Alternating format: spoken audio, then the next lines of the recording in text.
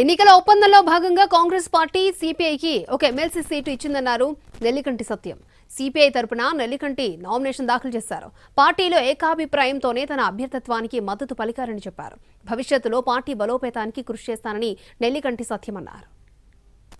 Congress party ఎన్నికలలో ఇచ్చినటువంటి party ఒప్పందంలో భాగంగా ఆ రకంగా వాళ్ళు అమలు చేశారు.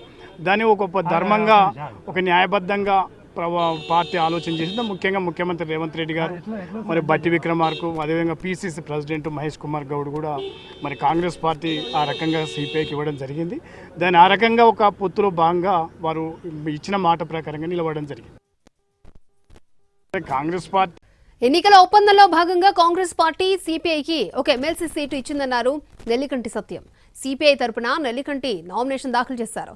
పార్టీలో ఏకాభిప్రాయంతోనే తన అభ్యర్థిత్వానికి మద్దతు పలికారని చెప్పారు. భవిష్యత్తులో పార్టీ బలోపేతానికి కృషి చేస్తానని నెల్లికంటి సత్యం అన్నారు. కాంగ్రెస్ పార్టీ ఎన్నికలలో ఇచ్చినటువంటి పార్టీ ఒప్పందంలో భాగంగా ఆ రకంగా వాళ్ళు అమలు చేశారు. దాన్ని ఒక ధర్మంగా ఒక న్యాయబద్ధంగా పార్టీ ఆలోచన చేసింది. ముఖ్యంగా ముఖ్యమంత్రి రేవంత్ రెడ్డి గారు, మరి బట్టి విక్రమార్కు, అదేవిధంగా పిసిసి ప్రెసిడెంట్ మహేష్ కుమార్ గౌడ్ కూడా మరి కాంగ్రెస్ పార్టీ ఆ రకంగా సిపిఐకి ఇవ్వడం జరిగింది. దాన్ని ఆ రకంగా ఒక పొత్తులో భాగంగా వారు ఇచ్చిన మాట ప్రకారంగా నిలవడం జరిగింది. కాంగ్రెస్ పార్టీ